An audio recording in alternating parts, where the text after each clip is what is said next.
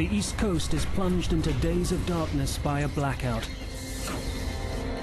And in London, a train carrying nuclear waste crashes, enveloping the city in a radioactive cloud.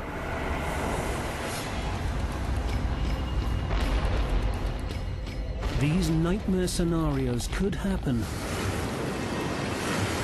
because we have become addicted to energy. And like any addict, we don't care how we get our fix. But now the consequences could lead to global disasters.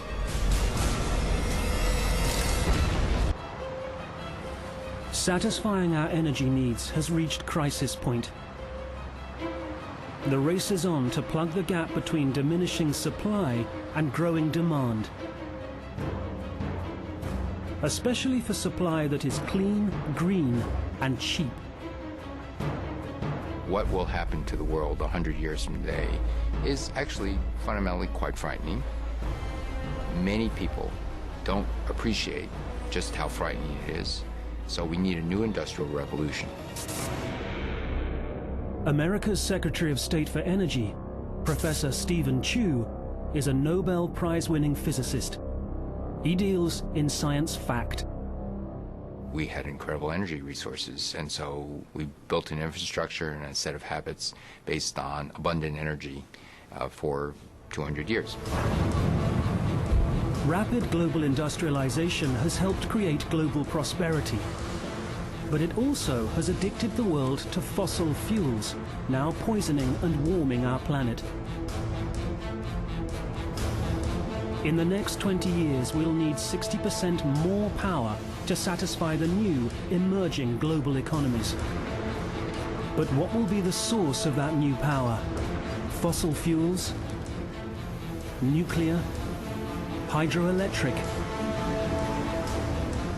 Each has advantages and risks. Our generation's response to this challenge will be judged by history. For if we fail to meet it boldly, swiftly, and together, we risk consigning future generations to an irreversible catastrophe. Oil is the fossil fuel that drives the world's economy. Oil is black gold, dirty but precious. The world is hooked. If you look back at the history of the 20th century, in some ways it is the history of oil. It's been a driver of geopolitics. It's been a driver of military policy for a lot of countries. And it has, at the same time, it has been sort of the fuel for the engine of economic growth. The US is a society built on oil. Transport, commerce, food, medicines, all inextricably linked to oil, with a huge trillion-dollar infrastructure built to support it. But the world's oil reserves are fast running out. We may already have passed the peak of production.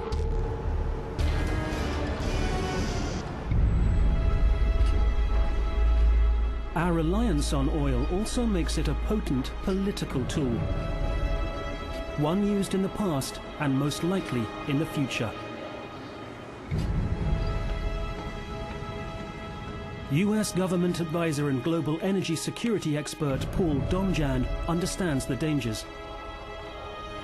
We remain hostage to a relatively wide range of possibilities for oil to be disrupted, any of which could cause problems with world trade or even cause economic growth to come to a halt. Disruption of supply by accidents and even terrorist attacks is now the global economy's Achilles heel. 80% of the world's oil passes in oil tankers through 6 narrow shipping channels, also known as choke points. The Bosphorus Strait in Turkey connects Russia, the world's second biggest oil exporter, with the rest of the world. The Bosphorus is probably the most likely single point in the world that would cause an oil shockwave globally. If the Bosphorus were closed, 7% of the oil that every day goes on the open ocean and along major international pipelines would cease to be shipped. Disruption of oil supply could throw the world into turmoil.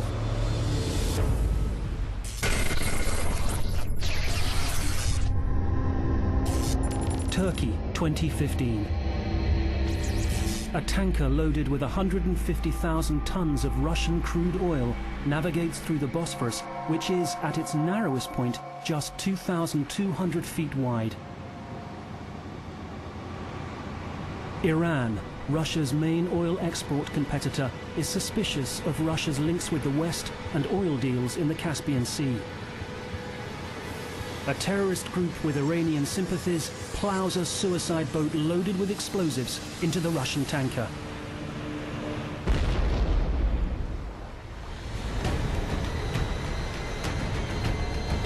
The sunken tanker blocks the Bosphorus to all traffic. Oil markets react instantly to the news. As soon as the Bosphorus is closed, phones will start ringing in trading floors around the world, and oil prices will rise immediately. But there's worse news. Africa's biggest oil producer, Nigeria, is in turmoil after election results are contested. Oil has been systematically disrupted in Nigeria for political gain for the entirety of the last decade. The disruption in the Bosporus would provide a great opportunity for them to amplify the impact of their disruptions. Nigerian militants capitalize on the Bosphorus oil market collapse by disrupting the oil wells. Another 5% of the global supply is lost.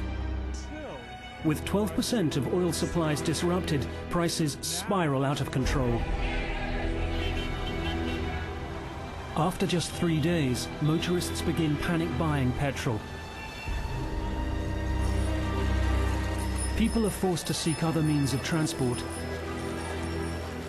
As oil prices increase, truckers protest, blockading roads. But the price keeps rising. We could be well above $130, $140 by the end of it. And those are the kinds of prices that triggered the last recession. It takes 4 weeks to reopen the Bosphorus. It's already too late. The world plunges into global recession. Is the United States prepared to deal with another oil shock? The answer is no. Is the world economy prepared to deal with another oil shock? The answer is no. Until we can develop alternative fuels for transportation, the world remains at the mercy of the oil markets. Weaning ourselves off fossil fuels is a slow and expensive business. But there is a fossil fuel that is fairly cheap and also plentiful: natural gas.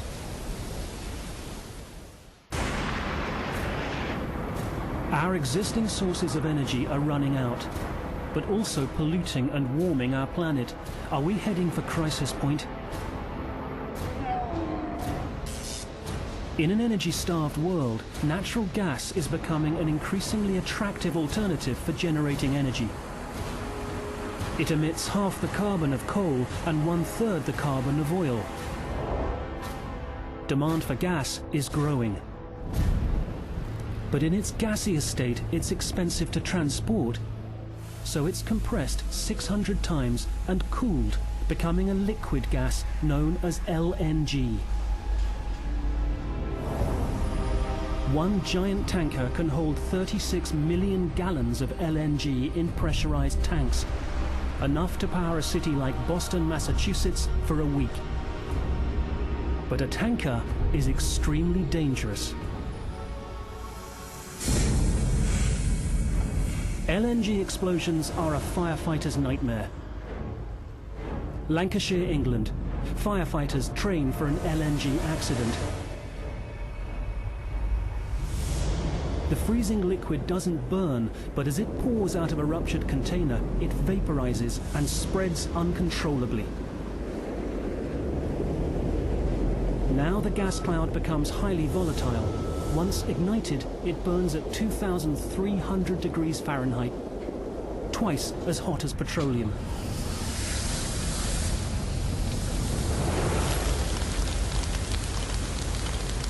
If you had a large gas spill and it ignited, what's going to stop you initially getting too close to the fire is the radiated heat, which you can feel on your face now. The surrounding air becomes so heated, firefighters can't get close.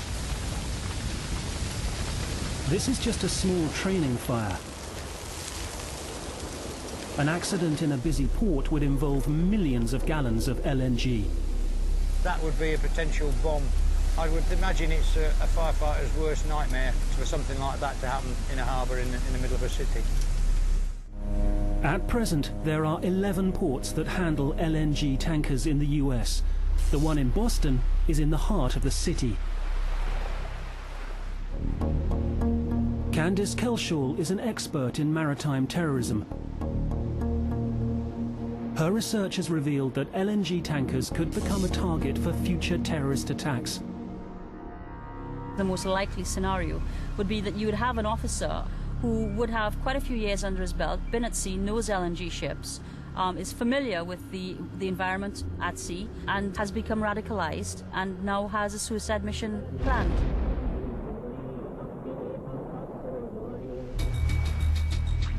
Such a scenario occurred in 1999. An Egyptair 767 traveling from New York to Cairo crashed off Cape Cod. The cause was never determined, but experts believe it could have been a radicalized co-pilot on a suicide mission. A suicide mission in a city harbor would be catastrophic, affecting tens of thousands. MIT professor and former chairman of the Massachusetts Port Authority, James Fay, published a report outlining the dangers of an LNG explosion in Boston Harbor.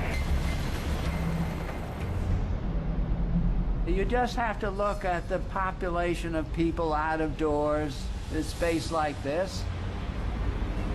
Anyone within a half-mile of the waterfront could be hurt.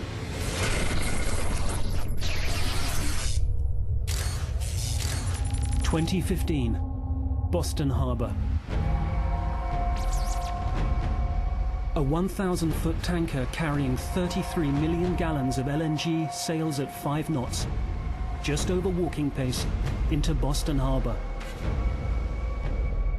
Close by is downtown, East Boston, Logan Airport and Charlestown, all densely populated. As is normal, when an LNG tanker approaches the harbor, no other traffic is allowed on the water. Security is tight. Helicopters are overhead, the roads are closed on the side, bridges are closed. There is a moving security cordon on either side of the vessel.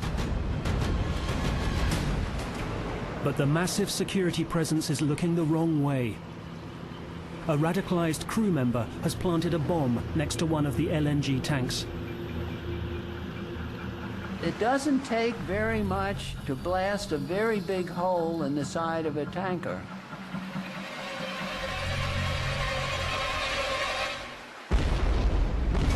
The bomb's explosion splits the side of one of the tanks and the LNG pours out. It ignites, rupturing the other tanks. Once that occurred, then you're looking at what would be the most catastrophic thing, which would be a cascade failure of each of the tanks.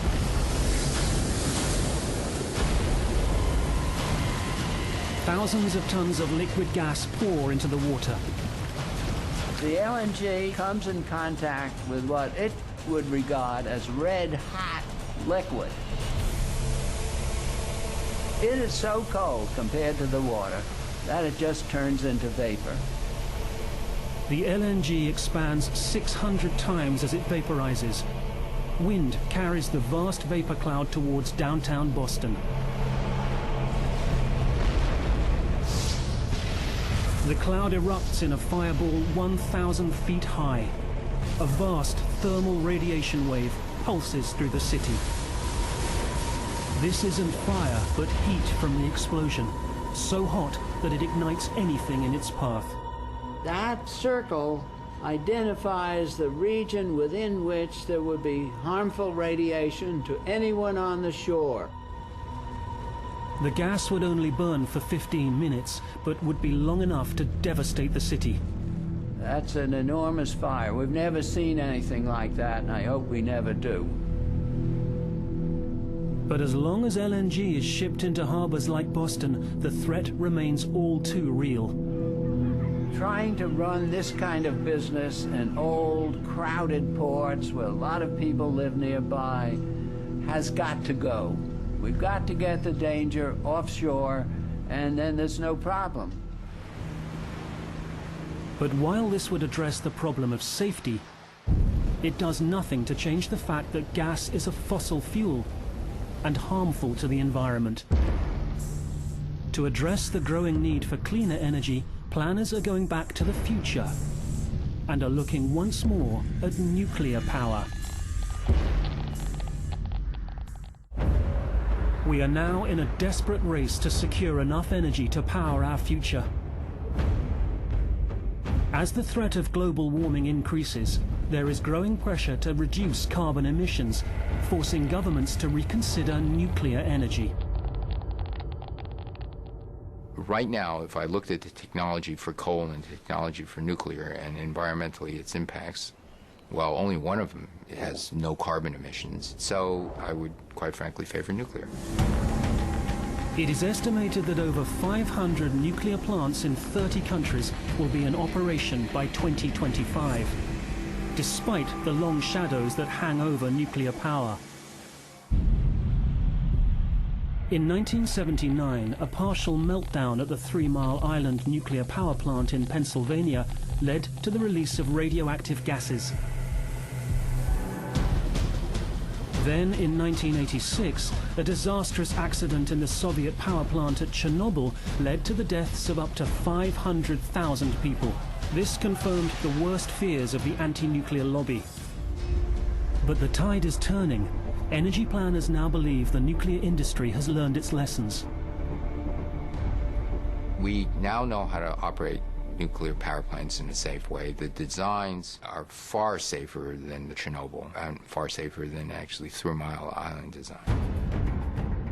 But one problem persists: the safe disposal of the nuclear fuel rods, which remain lethal for centuries. If this rod had been just withdrawn from a reactor, it would be so intensely radioactive that my survival rate would be less than 1/30th of a second. John Large is a world-renowned nuclear scientist. The unsolved problem is the back end of the nuclear process. What do you do with the intensely radioactive fuel once it's served its purpose in the reactor? Nuclear waste is transported in specially designed flasks that are tested to the limit.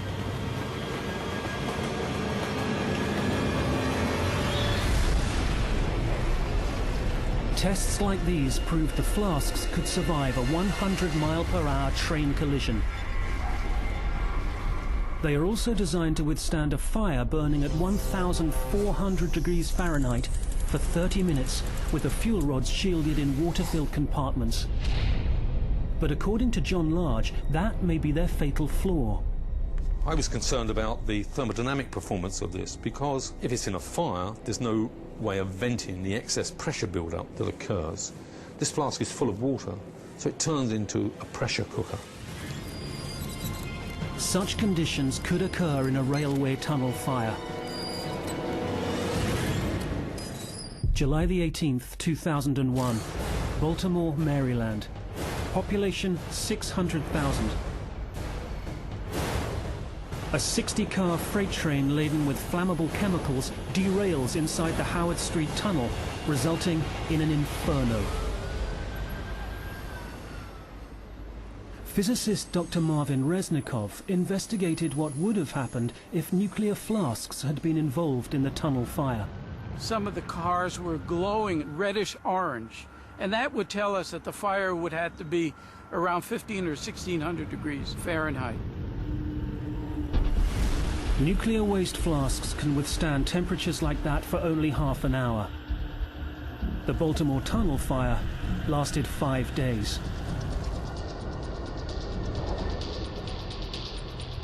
John Large has calculated what could happen if such a disaster struck one of the world's biggest cities.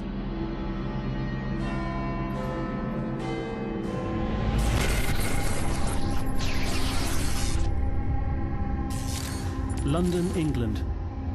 July, resulting in an inferno. Physicist Dr. Marvin Reznikov investigated what would have happened if nuclear flasks had been involved in the tunnel fire. Some of the cars were glowing reddish orange, and that would tell us that the fire would have to be around 15 or 1600 degrees Fahrenheit. Nuclear waste flasks can withstand temperatures like that for only half an hour. The Baltimore tunnel fire lasted 5 days. John Large has calculated what could happen if such a disaster struck one of the world's biggest cities.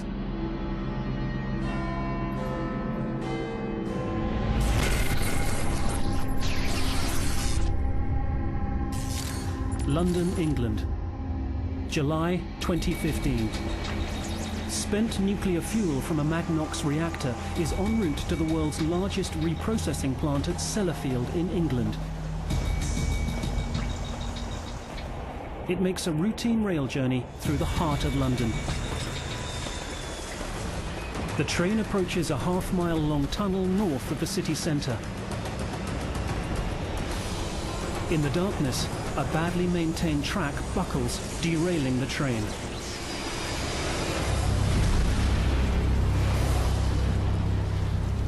Fortunately, the protective flasks are intact. But before the train's crew can raise the alarm, a freight train laden with oil rumbles into the tunnel, ploughing head-on into the derailed train.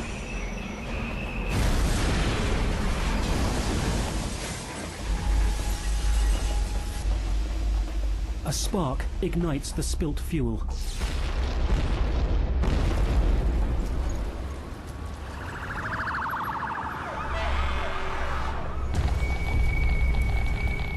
The tunnel's brick walls act like a furnace. Temperatures rise to 2,500 degrees Fahrenheit. Fire crews constantly assess the radiation levels. They know it's time to evacuate. Pressure that builds up and builds up very rapidly in about an hour and a half into the fire would be sufficient to actually break this flask open, enable the fuel particles to be broken up, released into the atmosphere.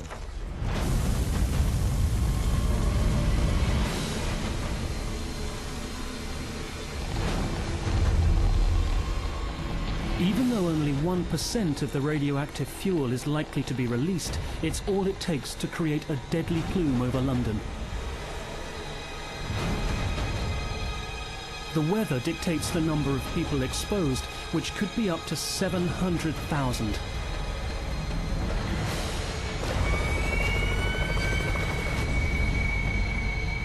There may not be any immediate deaths, but during the next 50 years, thousands of Londoners could die as radioactive elements like cesium and plutonium lead to cancers.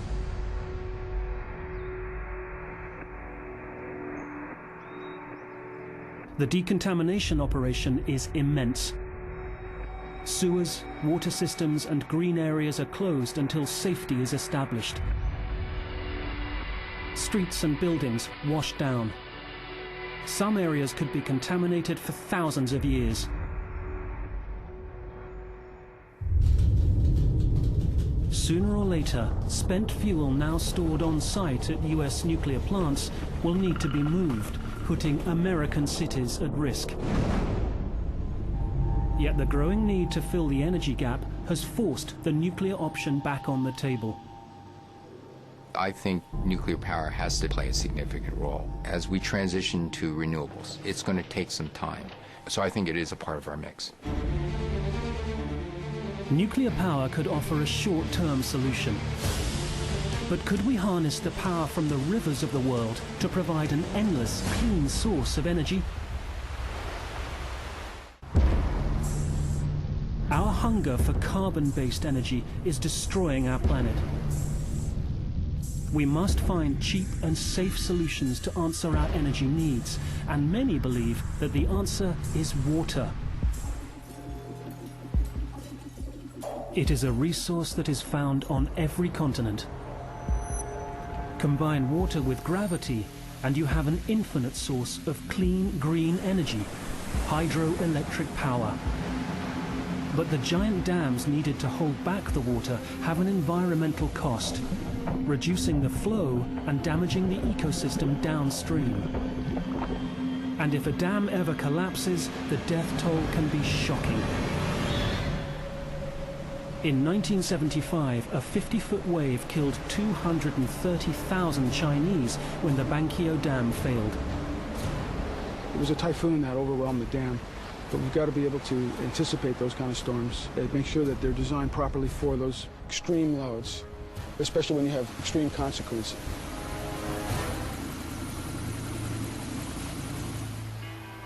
But despite the risks, China, Argentina, Congo, India, Vietnam and Mexico are all planning massive super dam projects. This is La Yesca in western Mexico. When it's complete, this hydroelectric dam on the Santiago River will be one of the tallest in the world, more than 700 feet high.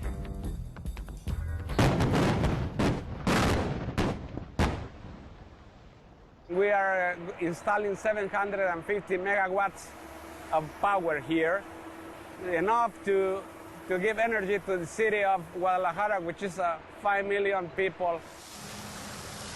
Ensuring a 700-foot high wall of water stays in place is the overwhelming priority of Chief Engineer Fidencio Mendez. Factor of safety should be very, very high. We can't allow any minor deficiency because downstream we have two more dams and it will work as a cascade. It will be a disaster. Dams have to cope with unpredictable rainfall, which raises water levels rapidly. Dangerous levels of water are channeled away safely by a spillway, a sort of overflow.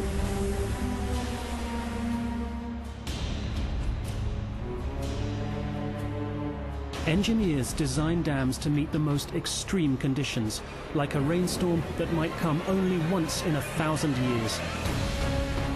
But global warming is forecast to make unpredictable weather more frequent and more extreme. Experts now predict the world's 45,000 large dams need to be upgraded to protect them from the effects of global warming, or the consequences could be dire.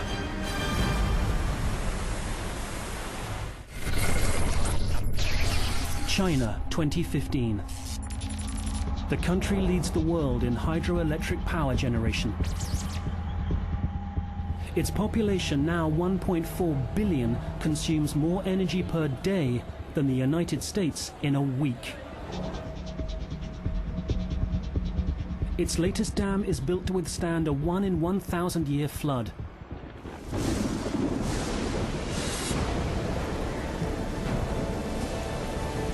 An unprecedented Category 5 typhoon strikes, unleashing 80 inches of rain in just 24 hours.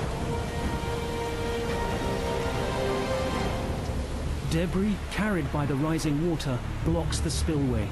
If the dam was not operated properly for the storm, or if the spillway were clogged with debris, you can get more inflow than was ever anticipated. With the spillway blocked, the water level rises rapidly. A landslide crashes into the reservoir, releasing 5,000 tons of earth and rock. 800 million cubic feet of water overflows the dam, sending a massive wave rolling down the hillside towards the villages beneath.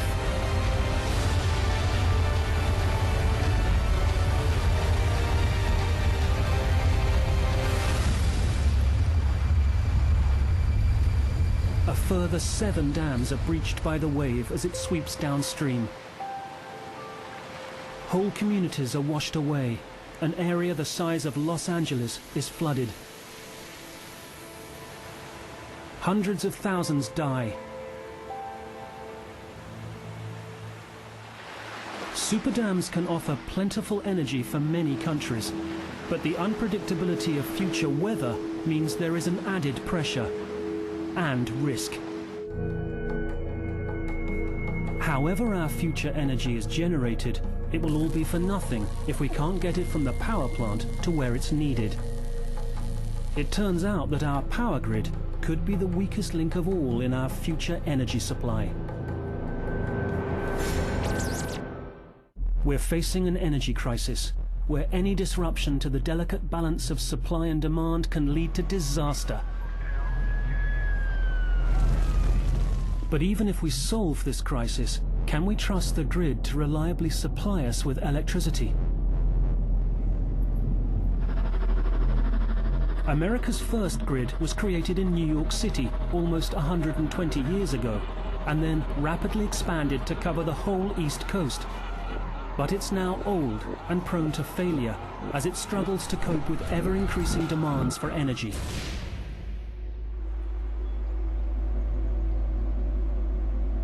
If we lost electricity tomorrow, we'd pretty much go back to almost a Stone Age existence. Professor Tom Overby is an expert in the stability of the US grid. It would be hard to imagine the modern world without electricity because we depend on it for just about everything we do. When the lights go out, pretty much nothing gets done. 180,000 miles of transmission line have been grafted onto America's ancient infrastructure.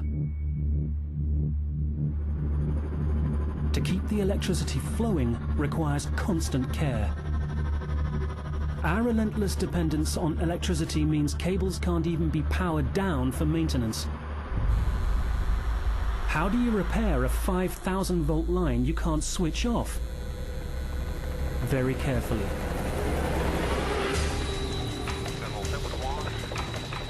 Specially designed helicopters allow technicians to work on live lines. You might do it every day. Can't get complacent with it. You have to think about what you're doing all the time. The secret of working on energized cables is to attach yourself to the live line so you are grounded. Put the wand on the wire, the whole helicopter, the people, everything gets energized to the same potential. The team know that if they make a mistake, it will be fatal.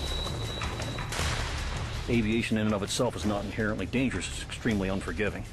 And this is a little more unforgiving than that. Okay, we're off. Good. Despite this constant maintenance, the aging grid still fails. August the 14th, 2003. A cascade of failures plunged some 55 million people on the eastern seaboard into the dark.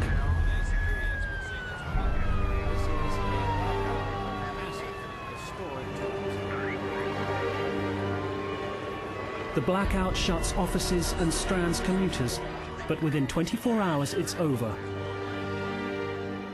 If we don't improve our transmission grid, we're probably looking at more potential blackouts in the future, certainly if we have a growing population, which we do, and growing electric demand. The grid of the future must cope with a 30% increase in demand in the next decade alone. But it faces new challenges. Extreme weather and fires already cause 40% of all major power outages. Climate change will bring more intense hurricanes, more floods, and blistering heat waves. Outages of the future could last much longer than 24 hours.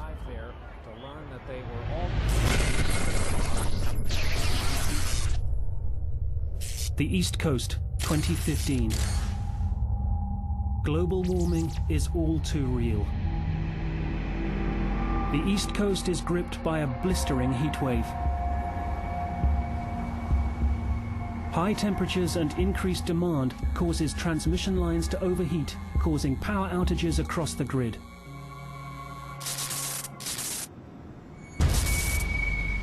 In a cascading failure, what happens is one line trips, it causes an increased flow on the other lines.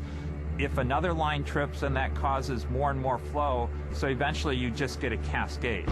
The overload ripples through the system, jumping from circuit to circuit until the entire system crashes. The Great Blackout of 2015 has begun. New York is hit first. Elevators stop. Subways come to a halt.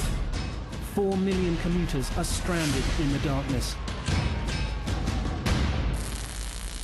After 24 hours of blackout, with repairs underway, there's a new disaster.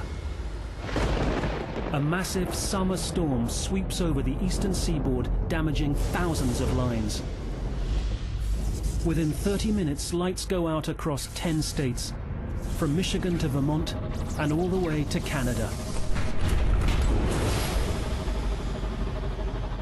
By day 2, it's clear the northeast US grid has suffered significant infrastructure damage. Petrol stations can't pump fuel.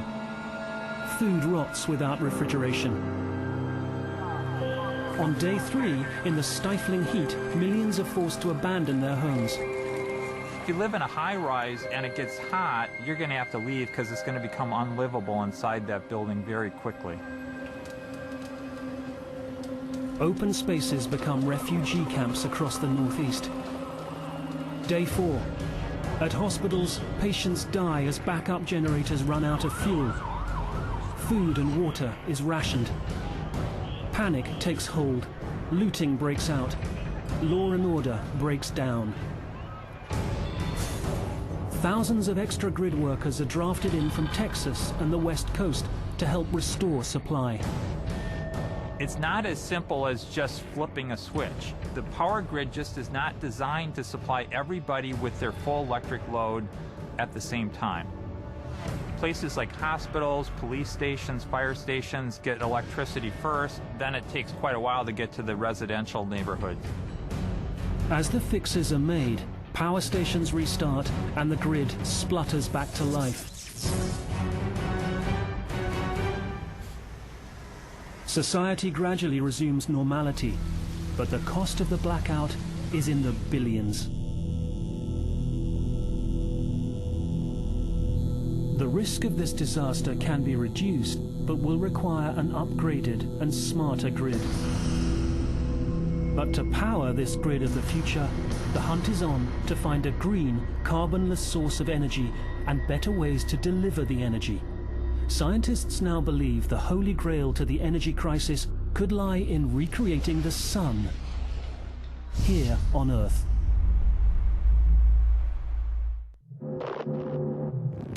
In the last 100 years, the use of energy has revolutionized the way we live. But it has also fundamentally changed the planet we inhabit. So we must find new sources, ones that are plentiful, but above all, clean, without carbon emissions. Leading the US into this new energy revolution is the job of US Energy Secretary, Professor Chu. There's an incredible opportunity to say, all right, we have the greatest research and development and innovation machinery in the world. Why not take the opportunity to become the leader in this industrial revolution? And solutions exist. Clean, abundant energy is available, enough to power the entire world many times over. There's plenty of renewable energy around. At least 5 times as much wind available compared to the total power demand. The amount of sunlight is even more. If nature is able to provide many times more energy than we demand, why aren't we using it? Green energy, though clean, renewable and abundant, is often dependent on the weather. Electricity is generated only when the wind blows or the sun shines. This solar panel array in the Mojave Desert captures 13 hours of sun a day. But we have an around-the-clock energy addiction.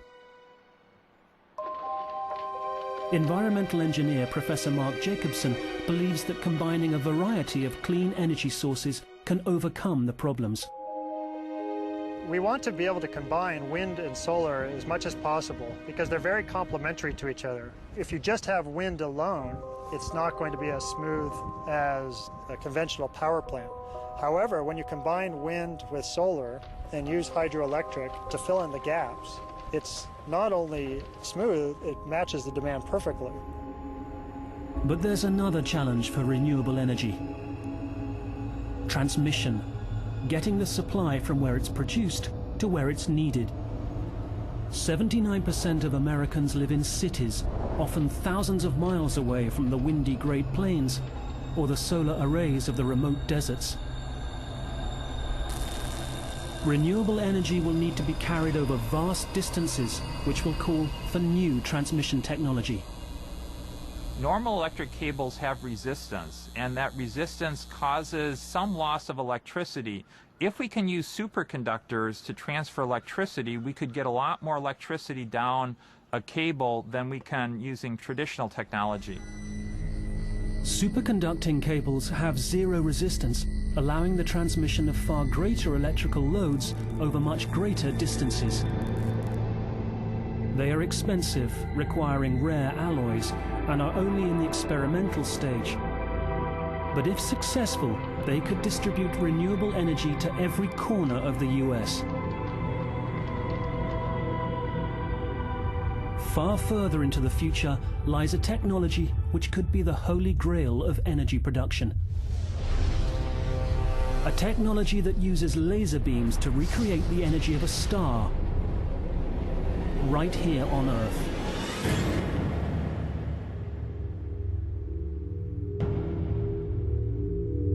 Ex-astronaut and physicist Dr. Peter Wisoff is working on a new kind of nuclear power, fusion. It's a carbon-free source of energy. It's a limitless source of energy. The major constituent of the fuel is found in seawater, which is certainly abundant here on the Earth. Current nuclear power depends on fission, splitting atoms. At Livermore, they're preparing to fuse atoms by heating hydrogen to 180 million degrees Fahrenheit. These conditions are only found inside stars, enabling them to burn brightly for billions of years. The key is a laser, the biggest in the world, more than 1 kilometer long, focused on a minute target. It all happens in a few billionths of a second. This is a very short laser pulse, and it goes in and it heats this target to extreme conditions. All the matter collides together, reaches a temperature of 100 million degrees, and we get the fusion process to occur, and it's all done in an instant. The energy released is harnessed by heating liquid salt, which produces steam. This steam powers huge turbines to generate electricity. The release of energy from a fusion reaction is 10 million times greater than from burning coal. System shot sequence running at T-minus 10. The challenge of fusion is how to make that instant last longer than a few billionths of a second, and to produce more energy than it consumes. 1, shot. Scientists hope that this could be achieved by 2040. If and when they do, it will be the dawn of a new age of energy production. But until then, overcoming our addiction to cheap and dirty fuels will be a challenge. But if we could use it less and more efficiently, we're halfway there. Let me go back to the most important thing 20 years from today. The biggest decrease in carbon emissions will come from energy efficiency.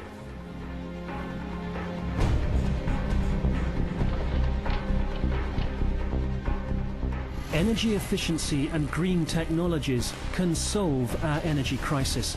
As Professor Chu sees it, the choice is simple. Here you have an incredible opportunity, behind door number 1. Economic prosperity, leadership,